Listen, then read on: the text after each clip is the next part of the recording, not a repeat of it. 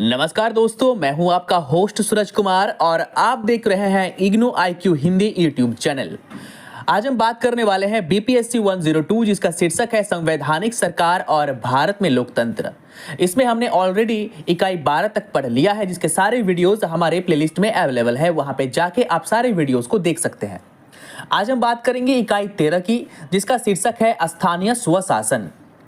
Chapter में आगे बढ़ने से पहले आपको एक बार फिर से बता दें कि असाइनमेंट सबमिट करने की जो आखिरी डेट है वो 30 अप्रैल है। हालांकि इस डेट को 15 मई तक बढ़ा दिया जाएगा। तो अभी तक अगर आपने अपना हैंड रिटन असाइनमेंट नहीं बनाया है और सबमिट किया है तो जल्द से जल्द इसे बनाकर सबमिट कर दीजिए। अगर आपको हैंड रिटन असाइनमेंट चाहिए तो आप दिए गए नंबर पर फोन करके हमसे हैंड रिटन असाइनमेंट परचेज कर सकते हैं। अगर PDF फॉर्म में चाहिए तो वो भी मिल जाएगा। अगर आपको किसी भी सब्जेक्ट का जूम क्लास ज्वाइन करना है तो वो भी हमारे पास अवेलेबल है। जूम क्लास में हम आपको लाइव पढ़ाते हैं। और अगर आपको किसी भी सब्जेक्ट का क्वेश्चन बैंक या बुक नोट्स चाहिए तो उसके लिए भी आप हमसे संपर्क कर सकते हैं दिए गए नंबर पर। चलिए बिना किसी देरी के अब आगे बढ़ेंगे। देखिए, स्थानीय स्वशासन, इस पूरे चैप्टर में हमने सरकार के बारे में पढ़ा, लोकतंत्र के बारे में पढ़ा, हमने पढ़ा कि भारत की सरकार कैसे काम करती है। अब हम पढ़ेंगे, यह आपका आखिरी चैप्टर है, आखिरी यूनिट है, इसमें हम पढ़ेंगे स्थानीय स्वशासन। यानी देखिए, भारत जो है ना बहुत बड़ा देश है, एक बहुत ही बृहद लोकतांत्रिक देश है। भारत की आबादी बहुत बड़ी है, भारत में बहुत सारे राज्य हैं। तो किसी एक प्रधानमंत्री के लिए समूचे देश के हर भाग में नजर रखना संभव नहीं है। इसीलिए संविधान निर्माताओं ने, और ये संविधान निर्माताओं की मैं बात नहीं करूंगा, अंग्रेजों के टाइम से ही जो है ये पंचायत नगर निगम वाला जो मुद्दा है वो उठता रहा है। कहने का तात्पर्य है कि गांव-गांव तक सरकारी योजनाओं को पहुंचाने के लिए स्थानीय स्वशासन को लागू किया गया है। यानी हर गांव में पंचायत, शहरों में नगर निगम, नगर पालिका। यानी ये क्यों अपनाया गया इस चीज को? क्योंकि भारत एक बहुत बड़ा देश है और सरकारी योजनाएं, सरकारी नियम, सरकारी कानून जो है वो गांव-गांव तक, गरीबों तक, आदिवासियों तक, जंगलों तक, पहाड़ों तक पहुंच पाए। ठीक है, तो यह सुनिश्चित करता है कि गांव में पंचायत का ये हो, स्वशासन हो, स्थानीय सरकार हो। साथ ही साथ ये भी सुनिश्चित करता है कि शहरों में, नगरों में नगर निगम व नगर पालिका का प्रावधान हो। तो इस यूनिट में हम स्वशासन, पंचायत और इसके बारे में पढ़ने वाले हैं। तो आइए बिना किसी देरी के शुरू करेंगे। तो प्रस्तावना में देखिएगा तो आपको मिलेगा कि 73वें और 74वें संविधान संशोधन के माध्यम से स्थानीय स्वशासन के क्षेत्र का विस्तार किया गया। यानी संविधान के 73वें और 74वें संविधान पर अगर आप नजर दौड़ाएंगे तो वहां पर आपको आपका पंचायती राज, नगर निगम के बारे में जानकारियां मिलेंगी। अब बात करेंगे ऐतिहासिक परिप्रेक्ष्य के बारे में कि इतिहास क्या रहा है स्वशासन का। इतिहास ये रहा है कि अगर बात करें 1882, तो 1882 में रिपन एक अंग्रेज थे, उन्होंने एक प्रस्ताव दिया। इस प्रस्ताव में उन्होंने स्वशासन की बात कही, यानी अंग्रेजों के टाइम से ही ये आया गया है। अब इसका उद्देश्य क्या था? ये उद्देश्य था कि औपनिवेशिक प्रशासन को, यानी जो अंग्रेजों का शासन था, को भारतीय विशिष्ट वर्ग का संस्थानिक समर्थन प्राप्त करना। यानी जो गांव की सरकार है, गांव के जो मुखिया वगैरह होते हैं, गांव के जो लीडर होते हैं, उनका समर्थन वो प्राप्त करना चाहते थे। कौन? अंग्रेज। क्योंकि जब तक गांव का समर्थन अंग्रेजों को प्राप्त नहीं होगा, अंग्रेज गांव पर अपनी फैक्ट्रियां नहीं लगा पाएंगे।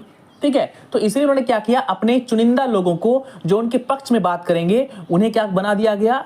गांव का मुखिया बना दिया गया, गांव का हेड बना दिया गया। इससे गांव-गांव तक पहुंचने में उन्हें क्या हो गया? आसानी हो गया। गांव वाले विरोध नहीं करेंगे अपने लीडर का, अपने नेता का, मुखिया का, सरपंच का। अब हम बात करेंगे ग्रामीण क्षेत्रों में स्थानीय स्वशासन, जिसे ग्राम पंचायत कहा जाता है, 1907 में रॉयल आयोग की सिफारिशों के पश्चात गांव में स्थापित किया गया था। इसका प्रमुख लक्ष्य था सत्ता का विकेंद्रीकरण। देखिए, एक होता है केंद्रीकरण, ठीक है, एक होता है विकेंद्रीकरण। केंद्रीकरण का अर्थ होता है सभी का जिम्मा केंद्र के पास हो, और विकेंद्रीकरण जस्ट इसका उल्टा होता है। यानी मेन तो प्रधानमंत्री रहेंगे ही रहेंगे, लेकिन साथ ही साथ पावर का डिस्ट्रीब्यूशन होगा, पावर को गांव-गांव तक दिया जाएगा। यानी पंचायत के एक मुखिया के पास भी पावर होगा, नगर पालिका, नगर निगम के एक मेयर के पास भी क्या होगा? पावर होगा। जिला परिषद के पास भी अपना खुद का पावर होगा। 1925 की बात करें तो 1925 में स्थानीय ग्रामीण स्वशासन बिल लाया गया, जिसमें 9 सदस्य ग्राम सत्ता के चुनाव का प्रावधान किया। यानी 9 मेंबर होंगे। सफल ग्राम सत्ता को और अधिक शक्तियां दी गई अंग्रेजों के द्वारा, क्योंकि 1925 में तो अंग्रेजों का ही शासन था। चलिए, ये हो गया ऐतिहासिक परिपेक्ष। अब हम बात करेंगे स्वतंत्रता प्राप्ति के पश्चात भारत में पंचायती राज, यानी जब हमें आजादी मिल गया उसके बाद का जो पंचायती राज था वो कैसा था। इसमें ड्यूरेशन दिया गया है 1950 से लेकर 1992 तक। बात करते हैं, पंचायती राज तो पहले से ही अंग्रेजों के टाइम से ही मौजूद थी। अब जब हम आजाद हो गए और जब हमारे यहाँ अपना हमको प्रधानमंत्री मिल गया, तब ये और मजबूत हुई। स्वतंत्रता के प्रारंभिक वर्षों में सरकार ने कई नई योजनाएं शुरू की। किसके लिए? स्वशासन व्यवस्था के लिए। इसमें ग्राम समाज के विकास के लिए सामुदायिक विकास कार्यक्रम और राष्ट्रीय विस्तृत सेवा कार्यक्रम प्रमुख थे। यानी गांव गांव को पावर मिला, पंचायत को पावर मिला। गांव गांव में अधिकारियों की नियुक्ति हुई, नया नया पंचायत बना। पंचायती राज संस्थाओं का गठन का प्रयास सबसे पहले किया गया था आपका 1957 में। उस समय योजना आयोग ने योजना प्रोजेक्ट की एक समिति गठित की। इस समिति का नाम था बलवंत राय मेहता समिति। और एक बात याद रखिएगा कि पंचायत राज्य की स्थापना भारत में अगर इसका श्रेय किसी को जाता है तो वो बलवंत राय मेहता समिति को जाता है। इस समिति के अध्यक्ष थे बलवंत राय जी मेहता। मेहता समिति का क्या क्या उद्देश्य था? पहला उद्देश्य था सामुदायिक विकास कार्यक्रम एवं राष्ट्रीय विकास सेवा स्तर के ठीक प्रकार से क्रियान्वयन के लिए रिपोर्ट देना, यानी सरकार के कार्यों को गांव तक लाना। जिला प्रशासन, जिसका उल्लेख मैं पहले ही कर चुका हूं जिला परिषद के रूप में, के पुनर्गठन के चरणों को निर्धारित करना, यानी जिला प्रशासन में भी क्या हो, जिला को भी महत्व दिया जाए।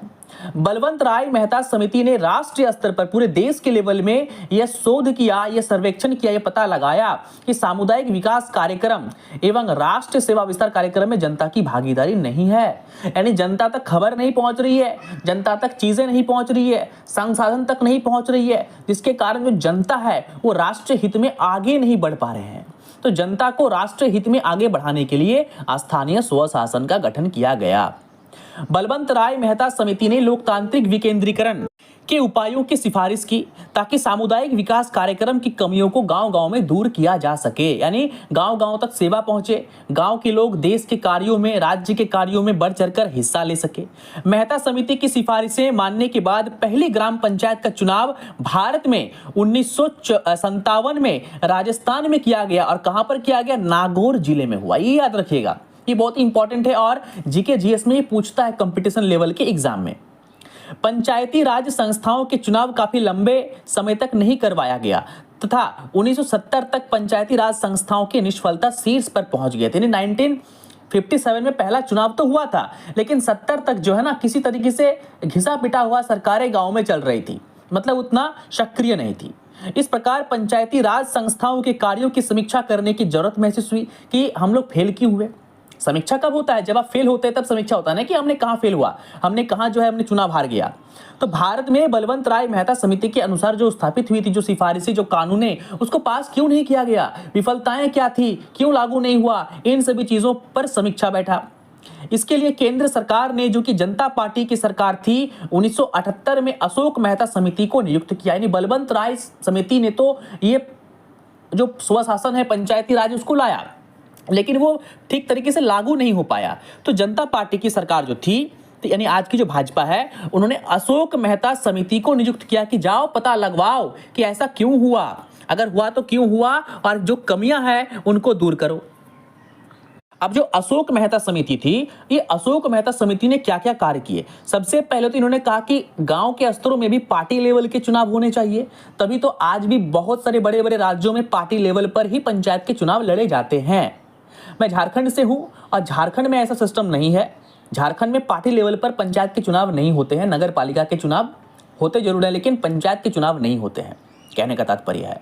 तो ये जो अशोक मेहता समिति थी, इसने पार्टी लेवल पर चुनाव करने की बात कही। साथ ही इसने त्रिस्तरीय पंचायती राज प्रणाली के स्थान पर द्विस्तरीय प्रणाली की भी सिफारिश की। यानी बलवंत राय मेहता ने त्रिस्तरीय पंचायत का गठन किया था। त्रिस्तरीय बोले तो आपका ब्लॉक लेवल पर पंचायत समिति, गांव लेवल पर मुखिया और जिला परिषद, जिला लेवल पर जिला परिषद, 3 स्तरीय, 1 2 3। इसको हटाकर अशोक मेहता ने कहा कि नहीं, हम लोग द्विस्तरीय पर बात करेंगे, यानी जिला स्तर पर जिला परिषद और ग्राम स्तर पर मंडल पंचायत जिसमें गांव का एक ग्रुप शामिल होगा, यानी पंचायत समिति का जो ये था पद था उसको हटा दिया गया। अब ये कहा गया कि जिस गांव में जनसंख्या 15,000 से 20,000 तक की है उस गांव में हम लोग जो है वो पंचायत को लागू करेंगे, उससे कम की आबादी वाले गांव में हम पंचायत को लागू नहीं करेंगे।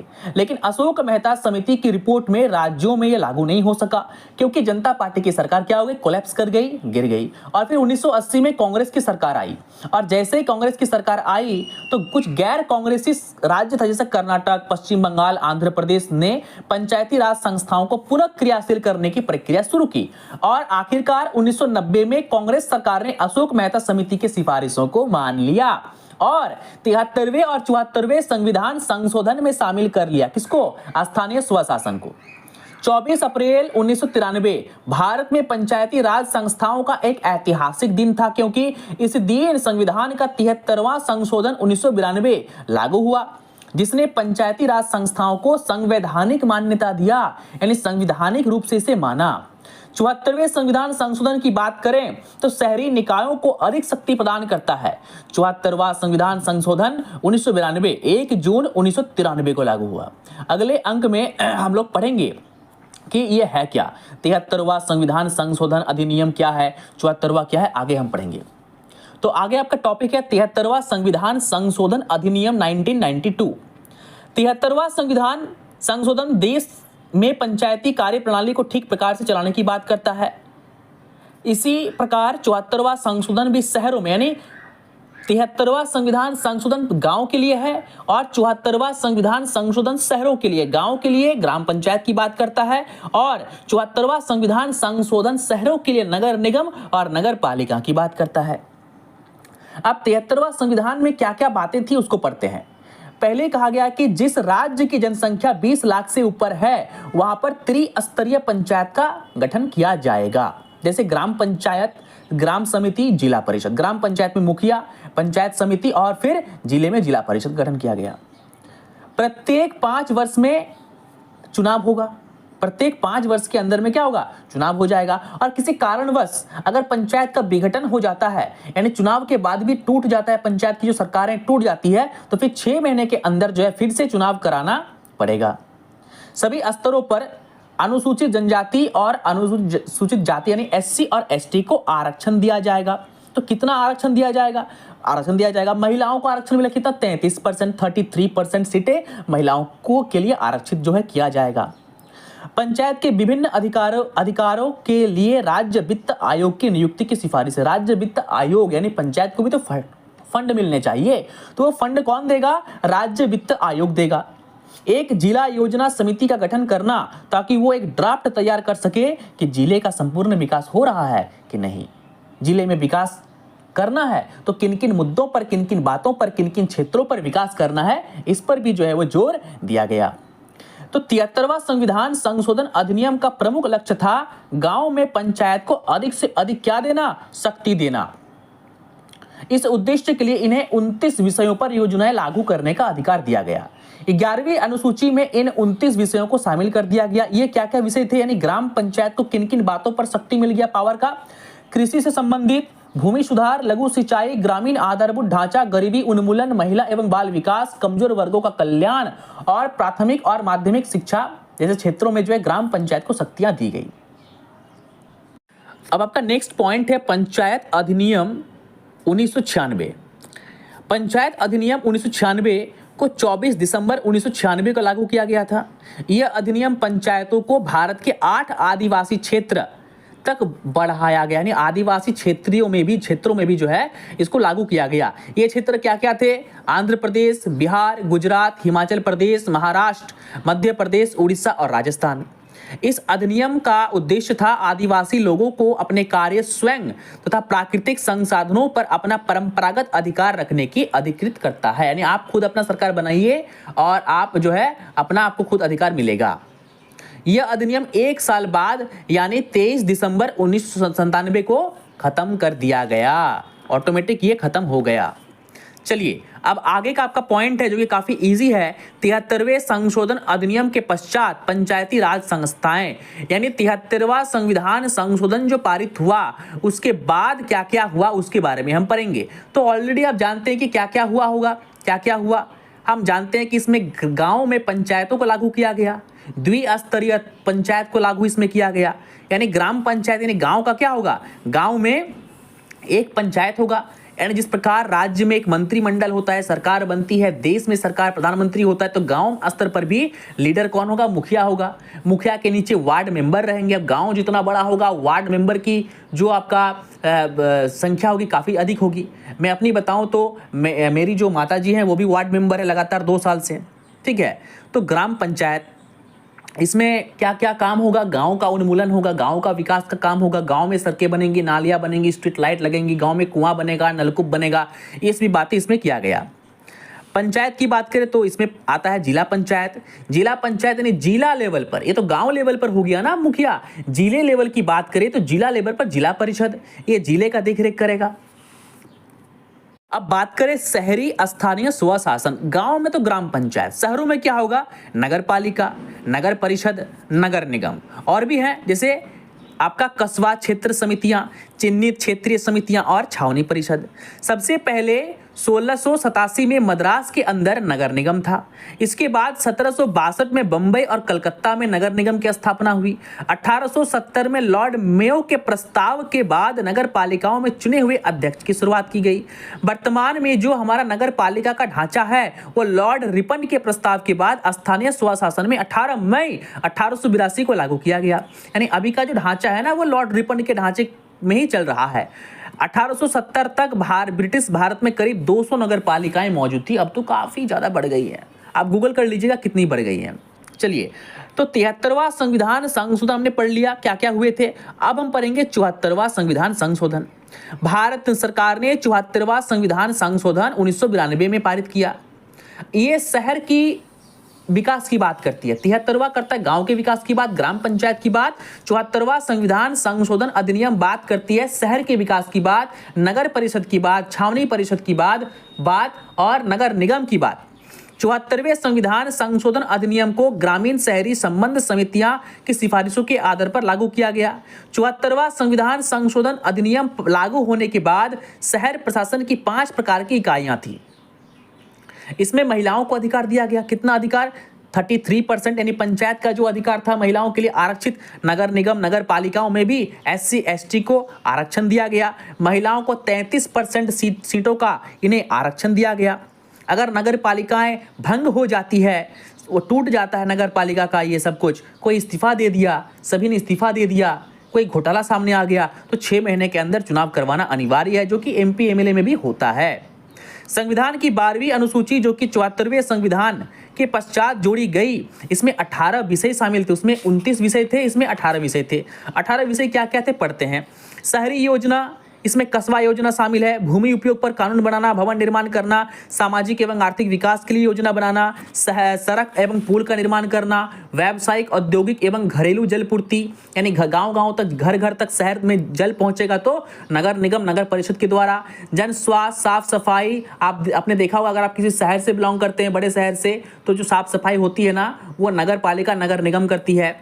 अग्निशमन सेवाएं, शहरी वनारोपण, पर्यावरण की रक्षा और परिवेशिक पहलुओं को आगे बढ़ाना, समाज के कमजोर वर्गों के हितों की रक्षा करना, गंदी बस्तियों को साफ करना, शहर में गरीबी को खत्म करने की बात करना, शहर में सुविधाओं को देना जैसे park, garden, street light, stadium वगैरह, सांस्कृतिक, शैक्षिक और सौंदर्य पहलुओं को बढ़ाना, शमशान घाट, विद्युत शवदाह का निर्माण करवाना, कब्रिस्तान का निर्माण करवाना भी नगर निगम नगर परिषद के अंदर में आता है।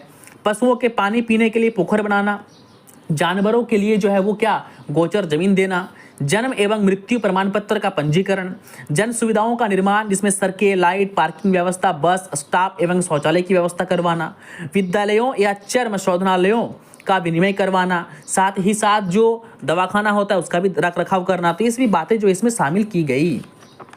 चलिए अब हम बात करेंगे नगर निगम वित्त के बारे में, पैसे के बारे में कि आखिर वो काम करेंगे तो उसको तो पैसा आना चाहिए। तो पैसा कैसे आएगा? नगर निगम आपने देखा होगा कि जो साफ सफाई करते हैं उसके लिए पैसा लेती है, पार्किंग के लिए नगर निगम पैसा वसूलती है, कचरे की साफ सफाई के लिए भी पैसा वसूलती है। गाड़ी वाला आया कचरा निकाल, गाड़ी वाला आता है कचरा आप जमा करते हैं और महीने में एक बार जाके आपको बिल कटवाना पड़ता है, आपको टैक्स देना पड़ता है नगर निगम को। आई बात समझ में? तो ये सभी चीज़ें हैं जो नगर निगम करती है, उसको एक बार आप थोड़ा सा पढ़ लीजिएगा। तो इसके साथ ही जो है आपका ये यूनिट होता है ख़त्म। उम्मीद करते हैं काफ़ी इजी यूनिट था, आपको समझ में आ गया होगा। अगर आपको समझ में आ गया है और अगर आपको ये चैप्टर, ये यूनिट काफ़ी अच्छा लगा हो, अच्छी लगी हो, तो आप जो है एक बार कमेंट में थैंक यू जरूर लिख दीजिए। और अगर आपको जूम क्लास करना है ना, तो आप दिए गए नंबर पर फ़ोन कर सकते हैं। असाइनमेंट चाहिए, बुक नोट्स चाहिए, क्वेश्चन बैंक चाहिए, क्वेश्चन बैंक बहुत इंपॉर्टेंट है, उसमें प्रीवियस ईयर के सारे क्वेश्चन दिए गए हैं। तो आप दिए गए नंबर पर फ़ोन करके हमसे सारे चीज़ें परचेज कर सकते हैं। अब देखिए कल से हम क्या करेंगे, नेक्स्ट हमारा जो क्लास होगी BPSC 102 की, इसमें हम लोग क्वेश्चन आंसर करने वाले हैं। बुक के जो क्वेश्चन आंसर है वो हम करेंगे और एग्जाम से पहले हम लोग क्या करेंगे, प्रीवियस ईयर के क्वेश्चन आंसर करने वाले हैं, ताकि आपका एग्जाम काफ़ी अच्छा से जाए। अब ये जो है BPSC 102 ये हमने पढ़ाकर खत्म कर दिया है। सारे वीडियोस प्लेलिस्ट पे आपको मिल जाएंगे। तो ये सब्जेक्ट अगर आप पूरा मेरे सारे वीडियो को देखते हैं 1 से लेकर 13 तक, तो मैं उम्मीद करूंगा कि आपका एग्जाम काफ़ी अच्छा जाएगा। और आपको एग्जाम के लिए मैं जो है आपको शुभकामनाएं भी देता हूं कि आप अच्छे से एग्जाम लिखकर आइए और एग्जाम अच्छा जाए। तो आइए चैनल पर कमेंट लिखिए, मेरा नंबर दिया गया है, फ़ोन कीजिए कि सर एग्ज़ाम बहुत अच्छा गया, क्योंकि आपका एग्ज़ाम अच्छा जाएगा तो खुशी हमें भी होगी। तो मिलते हैं अगले एपिसोड में क्वेश्चन आंसर के साथ।